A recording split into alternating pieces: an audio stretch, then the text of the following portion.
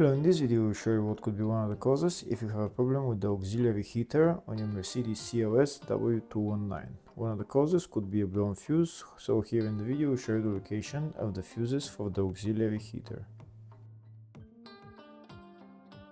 Before I show you the location of the fuses, first I'll show you how to test the fuses, if they're good or bad. I'll show you how to test the fuses using a multimeter and a test light. First I'll show you how to test the fuses with the test light. For this purpose we need to turn the ignition on. This is the test light that I'm using. We need to attach the cable of the test light to battery negative or somewhere on chassis ground. Then we're going to start testing the fuses with the test light. On the fuses there is two pins, you can see them right there before the 30 and after the 30. There's two pins where we touch them with the test light, and if both pins light up, that means the fuse is good. If only one pin lights up, that means the fuse is bad. Sometimes none of the pins light up, that means that there is no power going to that fuse. Next I'll show you how to test the fuses with a multimeter. This is what the fuse looks like. You can see that contact in the middle that is connecting to the two pins. This is the contact that shows if the fuse is good or bad. If the contact is burnt, that means the fuse is bad. If it's connected, that means it's good. When we test the fuses, we should measure resistance with the multimeter. So when we turn the multimeter on, we should turn it to 20k ohms. When measuring the fuses, the resistance should be very close to zero. We'll start now testing each fuse.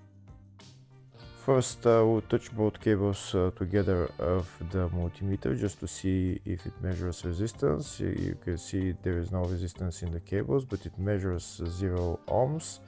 Now we'll start measuring the first fuse, and we'll see what will show. It's showing 0 ohms, so that means this fuse is good. Next to test the second fuse, it's showing 0 ohms, so that means that fuse is good. Now we'll test the third fuse. Third fuse is also showing 0 ohms, so that means that fuse is also good. Next we'll test the fourth fuse, and it doesn't show 0 ohms, it says 0L, which means open circuit. That means that fuse should be bad. Now we'll see what the condition of the fuse is visually. We can see that contact in the middle that's connecting to the two pins is broken, so that's why it's showing open circuit. That means the fuse is bad, so it needs to be replaced.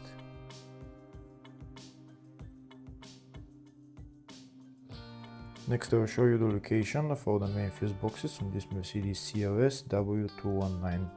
There is one fuse box in the engine bay area. It's just underneath this fuse box cover. You need to pull it out, and that's the fuse box right there. Next I'll show you the location of the other main fuse box, which is in the fascia. It's just on the right of the dashboard, it's just there. Next I'll show you the location of the fuse box, which is in the load area.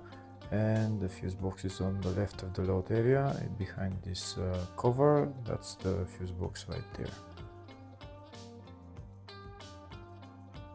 Next I'll show you a diagram of all the fuse boxes on this Mercedes C-Class W212. There is one fuse box in the engine bay, one in the fascia, one in the load area 1, load area 2, and in the footwell. Next we'll show you the location of the fuses for the auxiliary heater on this Mercedes CLS W219. Fuses are located in the fascia and footwell fuse boxes. First to show you the location of the fuse in the fascia fuse box, and the fuse is F25.